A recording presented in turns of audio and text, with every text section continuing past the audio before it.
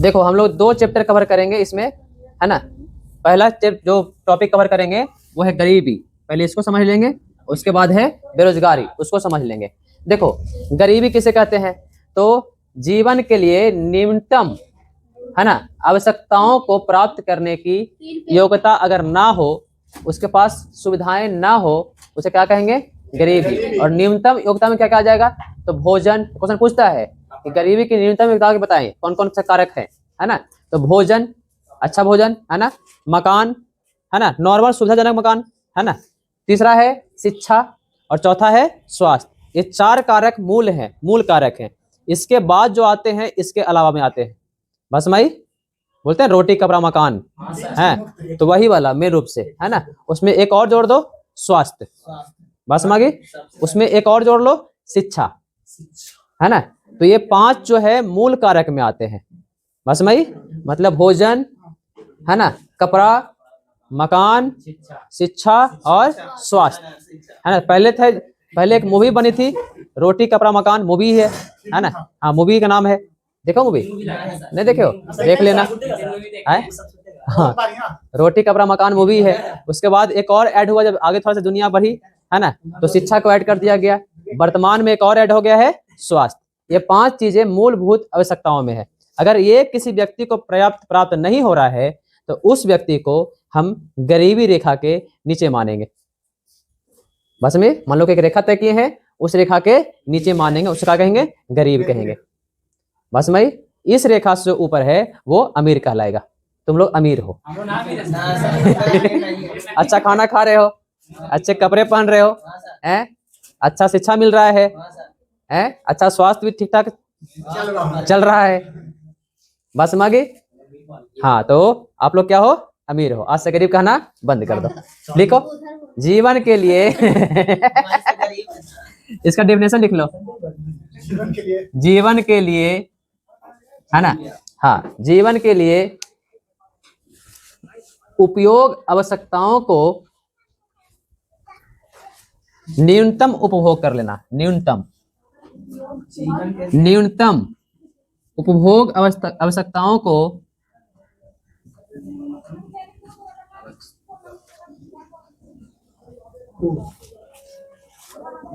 हाँ उपभोग मतलब कि कुछ चीजें हैं, उसका उपयोग आवश्यकताओं को प्राप्त करने की अयोग्यता, प्राप्त करने की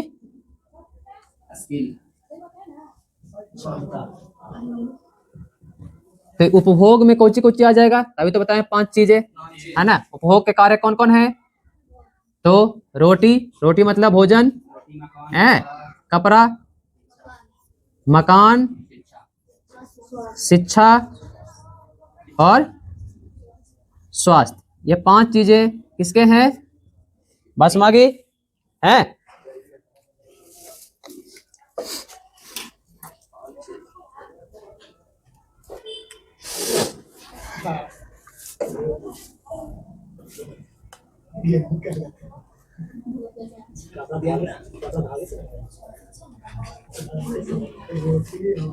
अब गरीबी कितने प्रकार की भाई, तो गरीबी 2 प्रकार की है। कौन कौन सी गरीबी, तो एक का नाम होता है सापेक्षिक गरीबी, एक का नाम होता है निरपेक्ष गरीबी। सापेक्ष गरीबी में हम लोग आ जाएंगे, हैं, जो एक अच्छा मुकाम से नीचे है, ठीक है, हाँ मिडिल क्लास के लोग, ठीक है। निरपेक्ष गरीबी में वैसे व्यक्ति जिनको ये 5 चीजों की प्राप्ति बहुत मुश्किल से होती है, मतलब आज हो गया तो कल के लिए सोचना पड़ेगा, उसको बोलेंगे निरपेक्ष गरीबी। क्लियर हो गया। हम लोग तो ऐसा नहीं कि आज तो कल के बारे में सोच रहे हैं, सोचते हैं लेकिन 10 दिन के बाद बारे में सोचते हैं कि काम महीने के बाद का होगा, है ना। अभी तो चल रहा है, चलो ठीक है, अब हमारे अनाज है उतना रखा हुआ है, खा लेंगे। अगर 10 दिन नहीं भी कुछ काम किए तो खाना घर में चलेगा। लेकिन कुछ लोग ऐसे होते हैं जिसको क्या है कि नहीं, इधर सुन तो फिर पिटाएगा। लेकिन कुछ ऐसे लोग होते हैं जो कि सामान्य लोग, कहने का मतलब जिसके पास अच्छी गाड़ी है, अच्छा कपड़ा पहन रहा है, अच्छे बंगले हैं, है ना, उससे नीचे वाले लोग को कहते हैं सापेक्ष गरीबी। क्या कहते हैं, सापेक्ष गरीबी। लिखिए गरीबी कितने प्रकार के, 2 प्रकार के। कौन कौन से, पहला सापेक्षिक गरीबी, दूसरा निरपेक्ष गरीबी।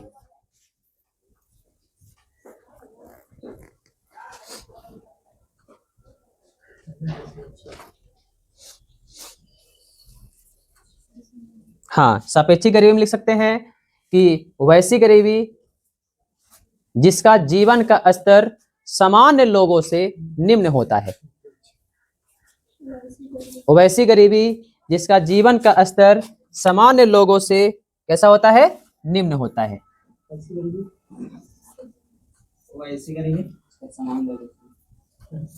जीवन का स्तर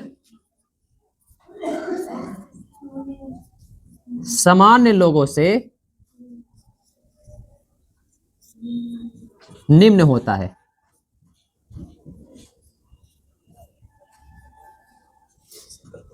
बात समझी? कहने का मतलब कि वैसे लोग जो सामान्य लोगों से निम्न है, जैसे हम लोग सामान्य लोग हैं, महीना दिन ऐसा नहीं कि खाने के लिए सोचना पड़ेगा, पहनने के लिए सोचना पड़ेगा, अगर नहीं कुछ करेंगे तो भी, लेकिन इससे भी नीचे वाले कोई लोग हैं जिनको खाने के लिए सोचना पड़ता है, पहनने के लिए सोचना पड़ता है। आज नहीं कमाएंगे 2 दिन फिर खाना नहीं बनेगा, है ना।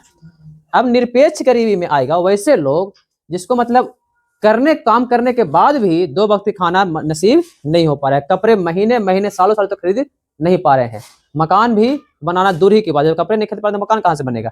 बात समझे? शिक्षा सरकारी स्कूल में चल रहा है, मतलब स्वास्थ्य सरकारी स्कूल में चला सरकारी हॉस्पिटल चला, नहीं तो फिर मतलब जिंदगी बहुत बस से बदतर वाले को बोलते हैं निरपेक्ष गरीबी। क्लियर हो गया? तो लिख लो निरपेक्ष गरीबी का डिफिनेशन भी। निरपेक्ष गरीबी डिफिनेशन इसका भी लिख लीजिए। हाँ, मनुष्य की बुनियादी आवश्यकताएं का पूर्णता अभाव हो। बुनियादी आवश्यकताएं तो 5 को लिख लो, ये सब तो है। बुनियादी आवश्यकताओं का पूर्णता अभाव हो। देखो सारा का सारा ये चैप्टर जो है यही 5 कारक पे टिका हुआ है। अभाव हो, पूर्णता क्या हो? अभाव हो। अब बुनियादी आवश्यकताएं क्या है तो अभी तो बताएं, रोटी मतलब भोजन में 2 चीज आएंगी, भोजन और पेयजल दोनों आएगा, शुद्ध पेयजल भी जो वर्तमान में कर रखा है सरकार ने, कपड़ा, मकान, शिक्षा और स्वास्थ्य। पहले अगर 1980 के पहले पूछते तो बुनियादी कारक में 3 को रखा जाता था, अब बुनियादी कारक में 2 की वृद्धि हो गई है। बस मागी तो क्लियर हो गया? मतलब चैप्टर पूरा का पूरा इसी पे टिका हुआ था। कहानी खत्म हो गया गरीबी का। गरीबी का होने का कारण क्या क्या है बताओ तुम लोग? गरीबी होने का कारण, अरे एक ही तो कारण है, बढ़ती जनसंख्या। सीधी सीधी कारण नहीं समझ में आता, सीधी सीधी लिख दो, बढ़ती जनसंख्या। कहानी खत्म, पूरा चैप्टर ही समाप्त है। चीन से आगे हो गया, बढ़ती क्या है? जनसंख्या, यही ना। जब अब पूरा कारक भी टिक जाएगा इस पे। जनसंख्या बढ़ेगा तो संसाधन की कमी होगी, संसाधन की कमी होगी राष्ट्रीय आय की कमी होगी, राष्ट्रीय आय की कमी होगी गरीबी बढ़ेगी। कहानी खत्म। प्रदूषण के कारण बढ़ती जनसंख्या, बाढ़ के कारण बढ़ती जनसंख्या, सुखाड़ के कारण बढ़ती जनसंख्या, मतलब कुछ होवे तो बढ़ती जनसंख्या। कहानी क्लियर? हाँ, तो कारण में एक ही चीज लिख सकते हो, तो दिमाग रखना है। तो पूछेगा कि अगर गरीबी का मुख्य कारण बताओ तो वहां पर और चीज राष्ट्रीय आय में कमी, ये मुख्य कारण नहीं है। और भी चीज लिखेगा कि संसाधन की कमी, ये भी मुख्य कारण नहीं है। कमी होता कैसे भाई? तो मुख्य कारण बताओ, तो बढ़ती जनसंख्या। क्लियर? तो कारण लिख लो, एगो गरीबी का कारण लिख लो, कौन सी है? जनसंख्या में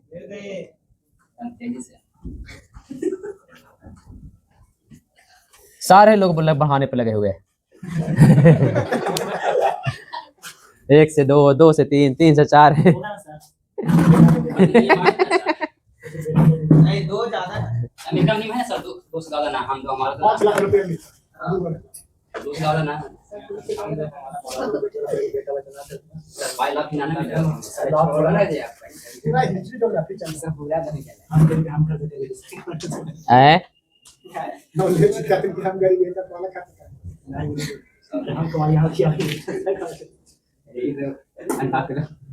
देखो यही दिक्कत है।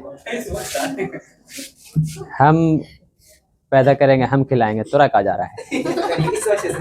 अरे जा रहा है, तुमको नहीं समझ में आ रहा है,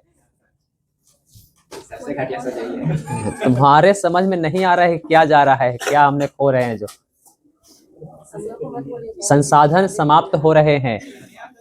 एक समय ऐसा आएगा, अभी वर्तमान में सारा युद्ध किस चीज का? संसाधन का, ऊर्जा का। इतने सारे चीज कर रहा है अमेरिका, इस पे टैक्स, इस पे बैट, इस पे ये, यहाँ अटैक, किस लिए? रीजन क्या है? पैसे के लिए। पैसा तो सना थोड़ी है, पैसा तो एक जरिया है ना भाई साहब, मुद्रा तो एक जरिया है आदान प्रदान करने का। सारा खेल किसका है? संसाधन का, क्योंकि यूएसए में तेल धीरे धीरे कम हो रहे हैं, तो अपना ऊर्जा का सोर्स तो ढूंढेगा ना। यूएई में भी अब तेल का धीरे धीरे लेवल जो है कम होते जा रहे हैं, तो ऊर्जा तो कहीं ना कहीं तो ढूंढना है ना। अब ऊर्जा है कहाँ पे? तो बच्चे खुचे देश बचते हैं अफ्रीका, बच्चे खुचे देश बचते हैं कुछ कुछ, ब्राजील वाला इलाका, जहाँ पे हाल फिलहाल में एक वेनेजुएला पर अटैक किया है, नाम तो सुना ही होगा, अमेरिका ने वहाँ के राष्ट्रपति को उठा लिया। क्यों उठाया? क्या दुश्मनी था उससे?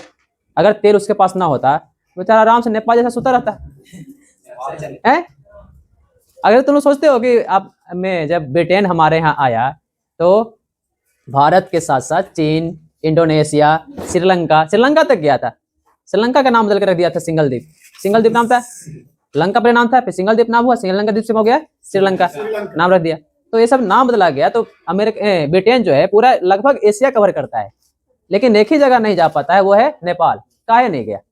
रीजन कुछ है नहीं है तो जाके कुछ करेगा वहां पे। अरे कुछ रहे, वहां से कुछ निकाल पाए उस तरीके के हिसाब से, तब ना वहां जाएगा। है हमारे यहाँ क्यों आया था? हमारे यहाँ आने का मुख्य रीजन था हमारे यहाँ का संसाधन। क्या लूट के ले जाता है? ट्रेन के विकास संसाधन के लिए। सारा का विकास किस लिए? संसाधन को ले जाने के लिए, पहुंचाने के लिए। है जब बड़े बड़े वहां पे क्या बोलते जहाज बनाए जाने लगे तो वहां पर लकड़ियां कम पड़ने लगी। अब लकड़ी कहाँ? तो लकड़ी के लिए ढूंढा गया ऑस्ट्रेलिया, खोज हुई ऑस्ट्रेलिया की लकड़ी के लिए। बस मई इंडोनेशिया, लकड़ी का बड़ा सबसे बड़ा स्रोत। भारत मसाला, खनिज, लोहा, सोना, जितना संसाधन है सब ले गए। बोलो पैसा थोड़ी ले गए, पैसे कौन ले जाता है भूगो? सारा खेल किसका है? संसाधन का। हम लोग को पूर्वज को अच्छा मानो कि तुम लोग को इस क्षेत्र में छोड़ गए हैं। गलती से अगर राजस्थान के क्षेत्र में छोड़ के जाते हैं तो तुम लोग को पानी का भाव मालूम चलता है, या फिर पहाड़ी क्षेत्र में छोड़ के जाते हैं तो पानी का भाव जो है तुम लोग आते हो ना हेरा करके, नहाने का 2 बाल्टी से नहा ले तो 4 बाल्टी से, तो समझ में आता है वहां पे। तो सारा खेल किसका? संसाधन का। पूरा का पूरा खेल संसाधन का। मेन दिक्कत जनसंख्या में वृद्धि। हमारा देश छोटा सा है, जनसंख्या 142 करोड़ हो चुके हैं, इसलिए जमीन का मारा मारना चलता है। आरी तो काट ले रहे हैं हमारे, कहीं पे लड़ाई, हर जगह का लड़ाई। पूरा तुम जाओ कोर्ट में 90% मामला किसका? जमीन का। 90 का 95% बोल लो, मामला किसका है? जमीन का। किसका मामला है? जमीन का। आखिरकार जमीन यही चले जाओ तो तुम लोग सुनते होगे हमारे दादा जमीन दे दिए थे किसी को, है या फिर बदलाइन वाला था, वो वाला जमीन से ये वाला जमीन बदल दिया गया था। वो 5 कट्ठा का था, 3 कट्ठा दे दिए थे। हाँ तो देखो वैल्यू बढ़ेगा ना भाई, जनसंख्या बढ़ेगी। जब हम लोग आजाद हुए 34 करोड़ थे, तो सोच तो रहे 70 करोड़ में 110 करोड़ बढ़ाए तुम लोग। जनसंख्या की वृद्धि को देख पूरे वर्ल्ड में 1945 में लगभग देश आजाद हुए, लगभग देश उसी टाइम आजाद हुआ था 1945 क्रमशः में ही है। 40 से लेकर के 50 तक 10 साल का ऐसा टाइम था, तो लगभग देश आजाद होते गए। 47 में लगभग हमारे आसपास के देश आजाद हुए। फिर अगर अफ्रीका के ले लो, यूरोप के ले लो, बहुत सारे देश आजाद हुए। उस समय पूरे विश्व की जनसंख्या जो थी मात्र 275 करोड़ थी। कितना? 275 करोड़ है। उसके बाद वर्तमान में लगभग 80 साल ले लो, 40 से 80 साल, तो इस 80 साल में कितना बढ़े हैं? अभी 728 करोड़ हैं। कितना बढ़े हैं? 275, 3 गुना बढ़ गए हैं। और ये बढ़ा है, तुम दिमाग लगाओ कि ये हम कब बढ़े हैं। ये 250 करोड़ से हुए हैं। अब दिमाग लगाओ कि 750 करोड़ से कितना गुना जाएंगे। सोचने वाली बात यह है कि 250 करोड़ से हम लोग 750 करोड़ हुए हैं, लेकिन अगर हम लोग अभी 750 करोड़ से अब 3 गुना कर लो,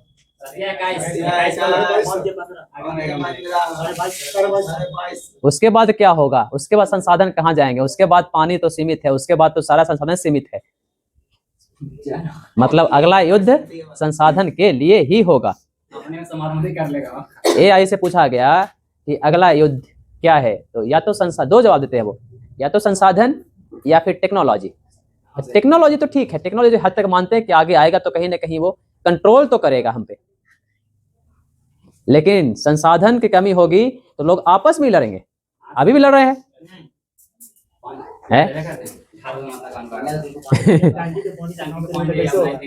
लिखो गरीबी मापने की कौन कौन सी समितियां हैं। समिति का नाम लिखो।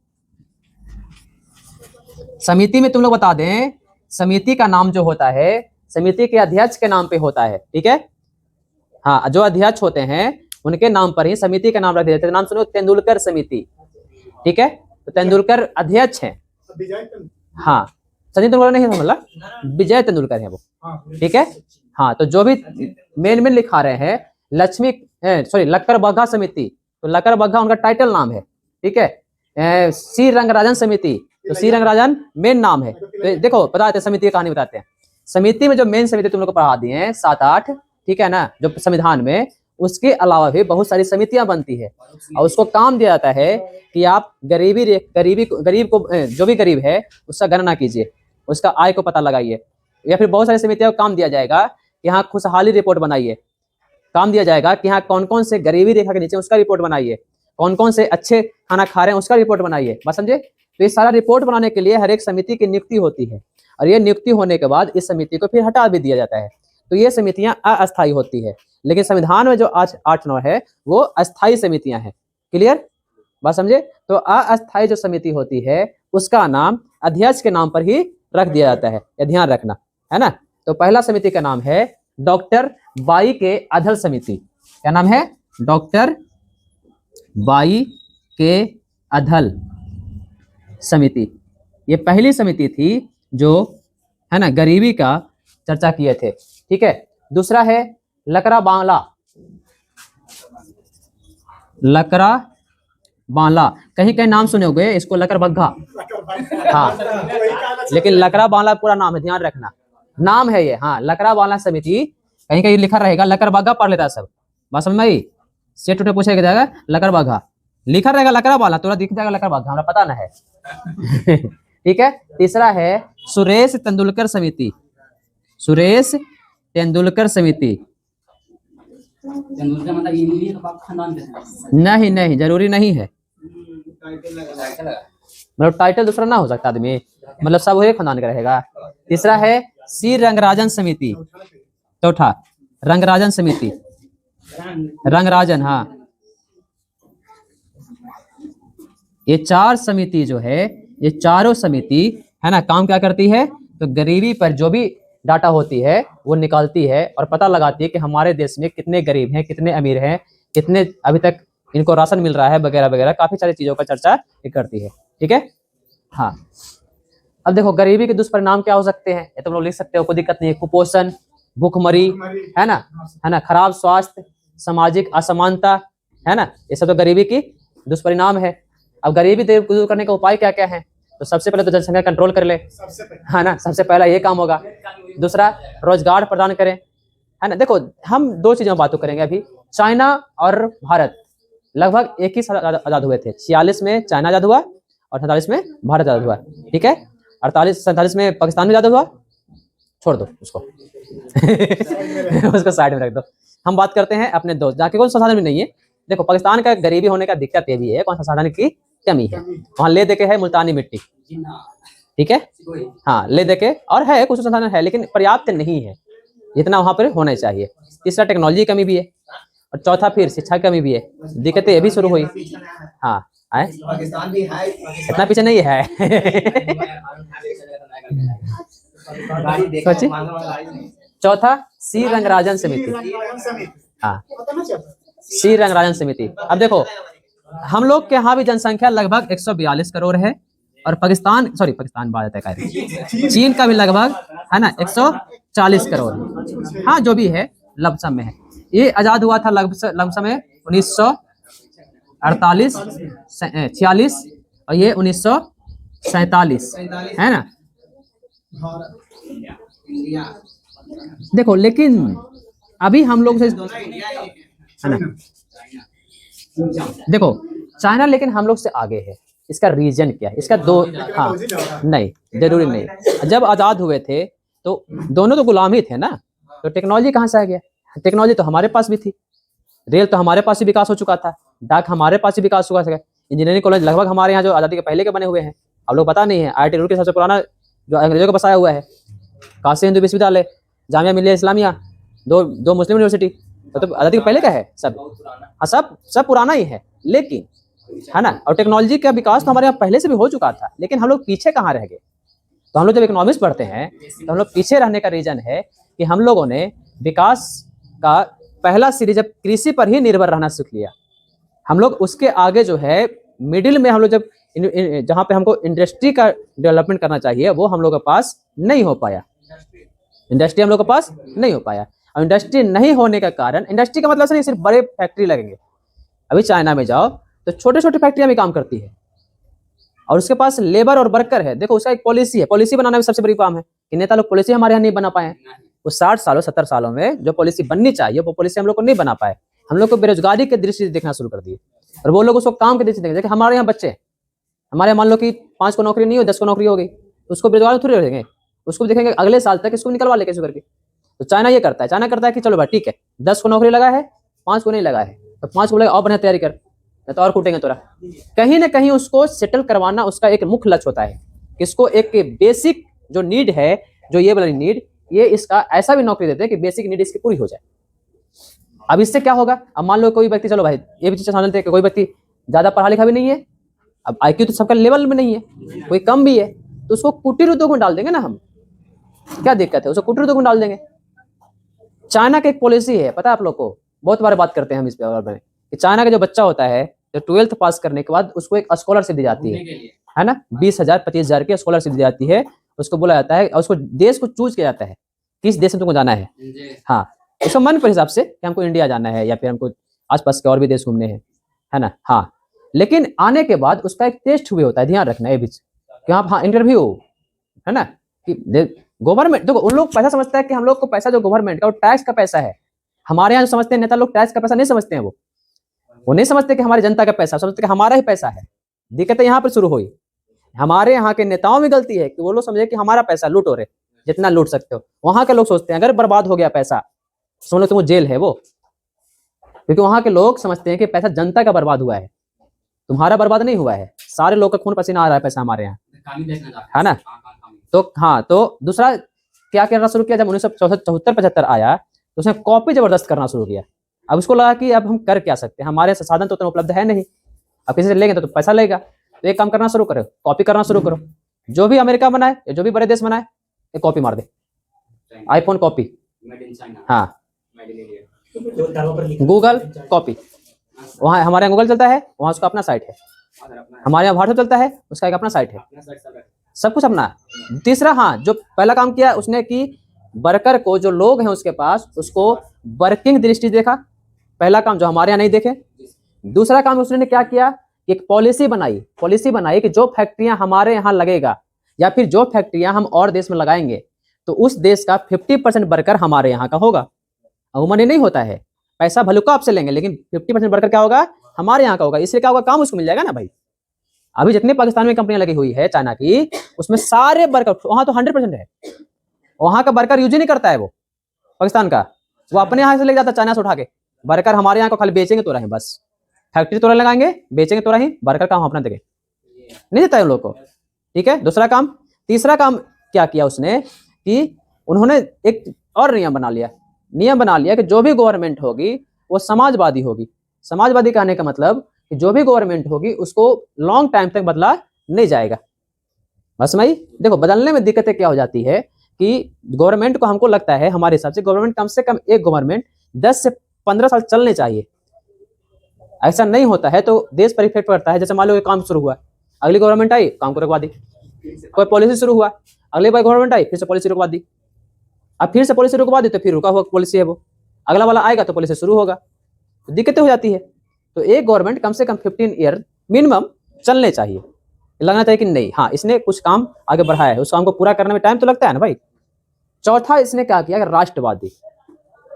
उसने पहला कंट्रोल किया न्यूज पे, जितने मीडिया थे सब पे कंट्रोल कर लिया। हमारे यहाँ का न्यूज बाहर दिखाना नहीं चाहिए, भूल जाओ।